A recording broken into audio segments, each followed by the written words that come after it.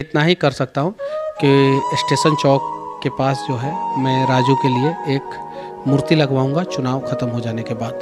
राजू परिस्थिति में नए आइडिया से कैसे आप अपने जीवन को बदल सकते हैं वो राजू ने हम लोगों को सिखाया। विषम परिस्थिति था, बोल भी नहीं पाता था, भिखारी था, नए आइडिया डिजिटल पेमेंट अपना लिया। कल तक राजू जो है और आज राजू था हो गया।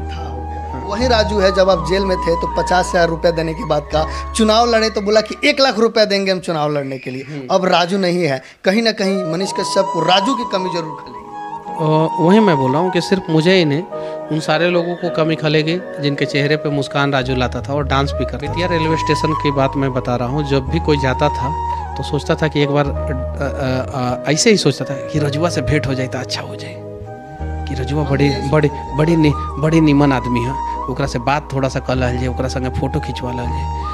और मुझे लगता था कि पर डे उसके साथ कम से कम 500 लोग फोटो खिंचवाते थे पर डे। आज सुबह में जो है सुनने को मिला कि जो डिजिटल भिखारी राजू है उनका निधन हो गया, आप उनसे मिलने आए, क्या कहिएगा डिजिटल भिखारी राजू के बारे में? देखिए राजू के लिए मुझे सबसे पहले बेतिया टाइम 24 जो न्यूज़ है थी का प्रिंस का, प्रिंस ने मुझे बताया था। बेतिया क्या नाम है उनके न्यूज़ का, अभी नाम बदल दिया है शायद उन्होंने, तो उन्होंने मुझे बताया था सबसे पहले। उसके बाद मैं आया, राजू से मिला, मैंने वीडियो बनाया, वायरल हुआ। हालांकि प्रिंस ने भी जो वीडियो बनाया था वो भी वायरल हुआ था।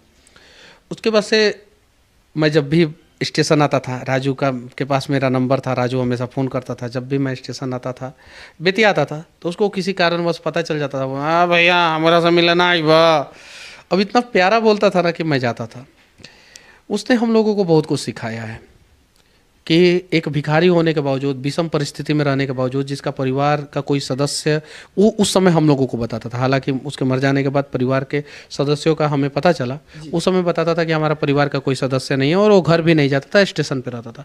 विषम परिस्थिति में नए आइडिया से कैसे आप अपने जीवन को बदल सकते हैं वो राजू ने हम लोगों को सिखाया।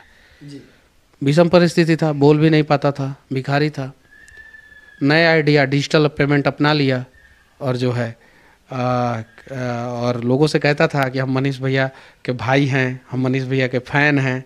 दोनों बात बोलता था, कभी भाई बोलता था, कभी फ़ैन बोलता था। बहुत सारा इंटरव्यू में उसने, हाँ बहुत सारे इंटरव्यू में उसने बोला भी।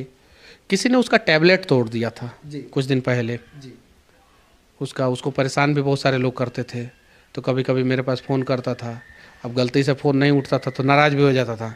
कुछ मीडिया वाले आके पूछते थे तो मेरे खिलाफ़ भी बोल देता था कि फ़ोन नहीं खान उठा होता है, ये दिस दैट। तो उसको उम्मीद था मेरे से।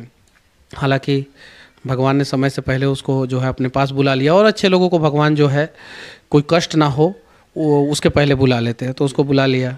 और वो उसके लिए मैं इतना ही कर सकता हूँ कि स्टेशन चौक के पास जो है मैं राजू के लिए एक मूर्ति लगवाऊँगा चुनाव ख़त्म हो जाने के बाद।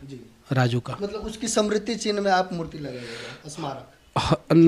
स्मारक अलग चीज़ होता है, स्मृति चिन्ह अलग होता है।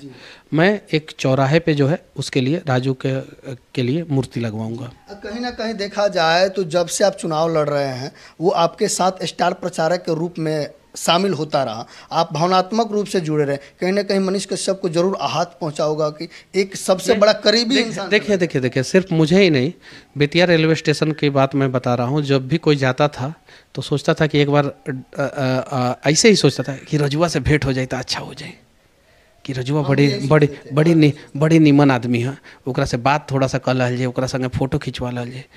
और मुझे लगता था कि पर डे उसके साथ कम से कम 500 लोग फ़ोटो खिंचवाते थे per day. Bettiah railway station पे कम से कम 10,000 लोग तो per day Bettiah railway station पे पहुंचते होंगे, उसमें से 500 लोग पर डे फ़ोटो खिंचवाते थे। इतना अच्छा राजू था। ये चीज़ें यही जी, कल तक राजू है और आज राजू था हो गया। हाँ। वही राजू है जब आप जेल में थे तो 50,000 रुपए देने के बाद का चुनाव लड़े तो बोला कि 1 लाख रुपए देंगे हम चुनाव लड़ने के लिए। अब राजू नहीं है, कहीं ना कहीं मनीष कश्यप को राजू की कमी जरूर खलेगी। वही मैं बोल रहा हूँ कि सिर्फ मुझे ही नहीं, उन सारे लोगों को कमी खलेगी जिनके चेहरे पे मुस्कान राजू लाता था और डांस भी करता था। स्टेशन पे कोई कहता था डांस कर दो, डांस कर देता था, जो भी। तो ये चीज़ें हैं। देखा जाए हर किसी के जीवन से कुछ ना कुछ सीख मिलता है। अब राजू के जीवन से कोई सीख लेना चाहे, आप बताना चाहें दर्शकों को, तो वो कौन सी चीज़? मैंने वही बोला ना, पहले ही बोला कि राजू विषम परिस्थिति में नए आइडिया से कैसे अपने जीवन को बदला जा सकता है, उसका जीता जागता उदाहरण है। विषम परिस्थिति मतलब कि वो बोल भी नहीं पाता था, अच्छे ढंग से चल भी नहीं पाता था, बीमार भी रहता था। नया आइडिया, ये विषम परिस्थिति था उसके लिए, परिवार नहीं था, विषम परिस्थिति था। नया आइडिया जो है वो डिजिटल पेमेंट था और जीवन को डिजिटल पेमेंट के माध्यम से बदल के पूरा दुनिया में फेमस हो गया। जी, आप समय दिया इसके लिए आपका बहुत बहुत धन्यवाद। जय हिंद।